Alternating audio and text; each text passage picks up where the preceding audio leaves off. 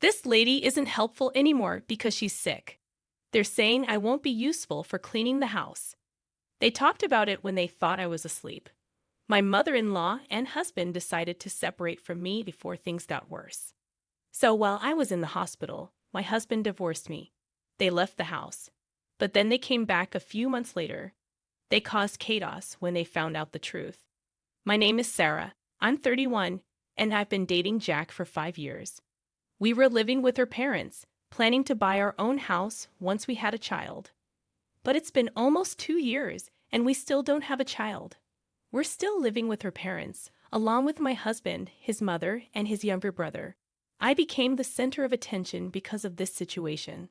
My parents, who live far away and need flights to visit, always regretted not being able to help me. However, my husband has always been very caring towards me and had a good relationship with my mother-in-law. We were far from the typical conflicts between mothers-in-law and daughters-in-law. It seemed like those issues didn't apply to us.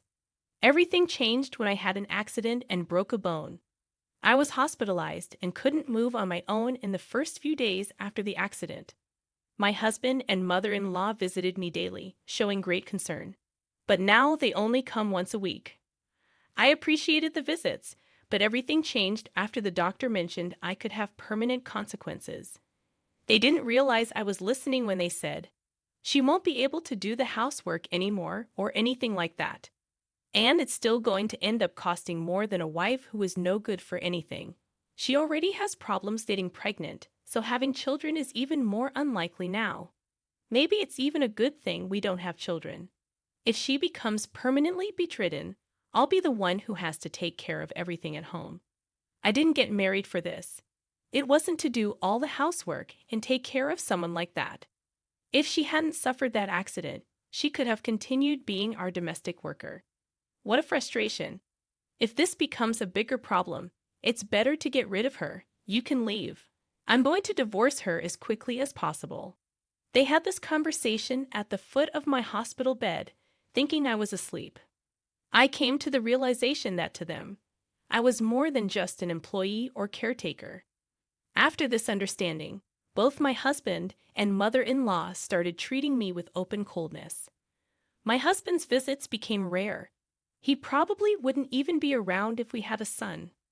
With time, his visits diminished even more, not even once a week. My mother-in-law's visits were sporadic, filled with unpleasant remarks whenever she did show up.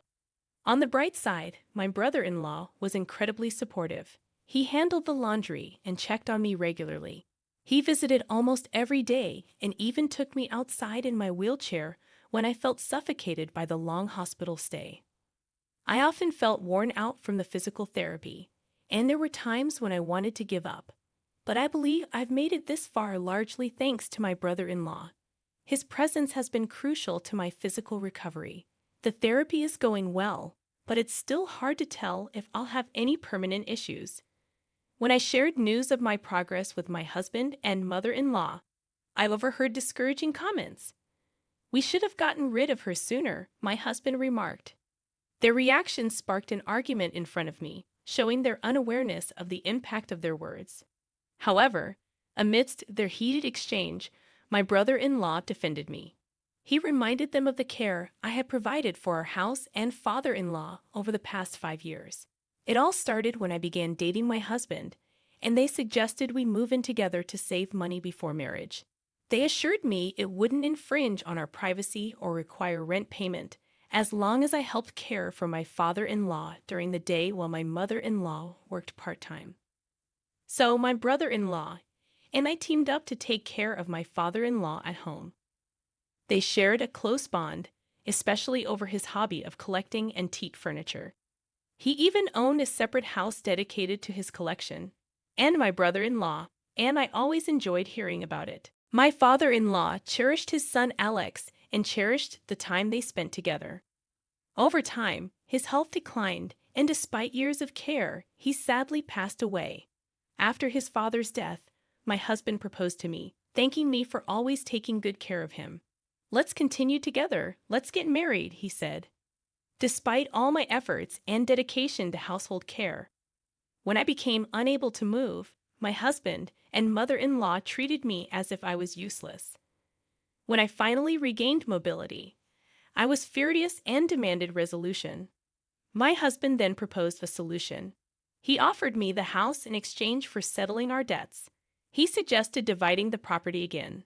I was unsure if he would actually give me the house, but considering my father-in-law's considerable inheritance, which was divided between my mother-in-law, Sonia, and Alex, it seemed feasible. The inheritance amounted to approximately $20 million for each of us. Jack commissioned Alex to handle all the paperwork with the executor, which proved to be quite bothersome. They debated whether to donate the house as part of the division of property. My husband argued that it was just a big, impractical house in the countryside and suggested it wouldn't be a significant loss even considering its maximum value. He estimated it was worth about $1 million, plus various taxes that would be deducted upon selling. However, Jack was concerned about potential future demands from me and the spread of rumors in the neighborhood if they appeared to abandon me. They discussed what to do with me, and Jack suggested that Alex should take responsibility for me, his brother. But my husband questioned Alex's sudden interest, accusing him of becoming interested in me. Jack dismissed the idea, stating that I was no longer useful to them and shouldn't be asked to take both me and the house. "It's fine. I'll be back later," Jack said dismissively, adding, "Just hope you won't come asking for money later. Remember what I told you. I can't return damaged goods." Jack and Alex signed papers and arranged for the formal transfer of ownership through a lawyer. "I'll take some money from my savings," I responded. "Why don't you find a healthier, prettier, younger woman to marry and build a better house with?" Jack suggested to my husband. "Okay," my husband agreed. "Sarah, call a lawyer to start the divorce process." They quickly announced they would stay in a hotel for a while and left the room. Alex and I bid them goodbye silently. With Alex's help, I filed for divorce, and within a few days, Jack and I became complete strangers. A week later, Jack and my mother-in-law packed their belongings and left home. It was surprising that Alex, my brother-in-law, continued visiting. "Don't worry about it. I'm visiting because I want to," he assured me. We took care of each other and did housework together. We've talked more in these 7 years than you ever did with my brother. We're friends. His kind smile comforted me, and all I could do was express my gratitude. A month later, I was discharged from the hospital. Though I still needed physiotherapy, I felt relieved to be home after so long. "Do you think they'll really come back?" I asked Alex, worried they might return and make me work again. "If they come back, I'll push them away. I can't forgive them for treating you so badly. Besides, they have no right to return to this house," Alex reassured me. Since I couldn't move like before, Alex took care of most domestic tasks. Luckily, as a freelancer, I could work from home and contribute financially. With bi-weekly physiotherapy, I recovered smoothly, without any complications. A year later, I was back to living as before, collaborating with Alex on household tasks. We even synchronized our days off to travel together. Just when I thought our peaceful days would continue, a storm hit suddenly one night. While Alex and I were having dinner, the door was knocked repeatedly, and the intercom rang nervously. Sonia's voice came through, demanding to be let in. I hesitantly opened the door, and Jack entered without hesitation, demanding food. I refused to serve her, asking why she was here. She claimed she had spent all her money and was going to live here again. As my ex-husband approached me with disgusting familiarity, I felt a surge of revulsion. "That's why I divorced you." "I don't care about you anymore," I snapped back. Jack then began insulting me, just as her mother arrived. They both started acting as if they owned the place, making themselves at home. I threatened to call the police, but Jack argued that since the house was originally in her father's name, any agreements made were null and void. She demanded half of our savings, but I was shocked to hear that she had squandered everything on frivolous spending and investments I had no knowledge of. She even had debts amounting to $2,000. I refused to give her any money and called the police while Alex handled the situation calmly. It was astounding how bold Jack had become in just a year. Jack and her mother started wreaking havoc in the house, destroying precious furniture that held sentimental value for me. They laughed while causing the destruction, completely ignoring my pleas to stop. About 10 minutes later, when the police arrived, I explained the situation to them. "This is a disaster. Let's hear your side of the story," one of the officers said. "What's wrong with breaking things in my own house?" Jack retorted. "We're just getting rid of stuff we don't need. What's the problem?" Alex intervened, revealing that the house was actually in my name. "This house never belonged to these two. It's in Sarah's name," he explained. "What nonsense are you talking about?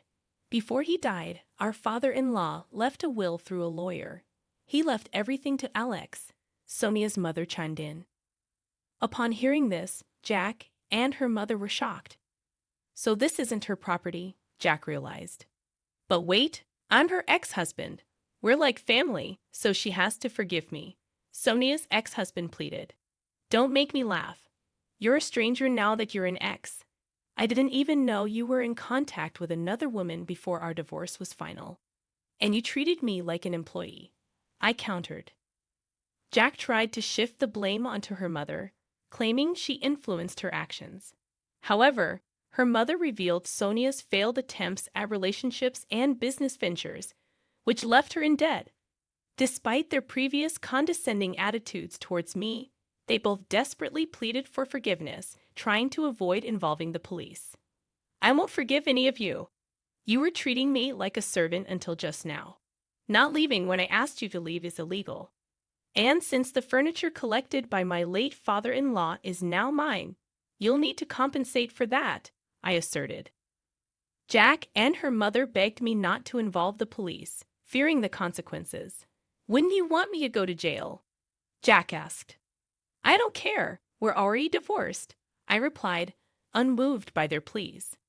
I discovered that I was married to my brother-in-law, Alex, or rather, he was my ex-brother-in-law. And now he's my husband. Not even a year ago. "And you've already moved on to another man, my own brother no less," Jack explained. But Alex clarified, "It's not like that.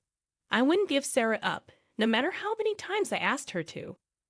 Jack was left speechless, unable to argue further. "I don't care anymore. I'm going to pay whatever it takes for the damages," my mother-in-law declared. When asked about the value of the furniture, I estimated it to be around $200,000. Despite their lack of interest, Jack and her mother were now responsible for compensating for the items they had broken. As they couldn't afford such compensation, the police took them away for trespassing and vandalism. I forgave them and moved forward with the process. Jack and her mother sought help from Alex, but he bluntly rejected them, stating, "I'm ashamed to be blood relatives with you." As for the house, my father-in-law had left instructions for me to sell it and use the money as I wished. Alex revealed that the house's actual value was around $500,000, much higher than what we had initially thought. While we planned to sell the land eventually, for now, we decided to take it easy at home, as per my father-in-law's wishes. Concerned about having children, I went for a checkup with a gynecologist after marrying Alex. Fortunately, there were no problems detected with either of us. Now that the troublemakers were gone, Alex and I are happily living together.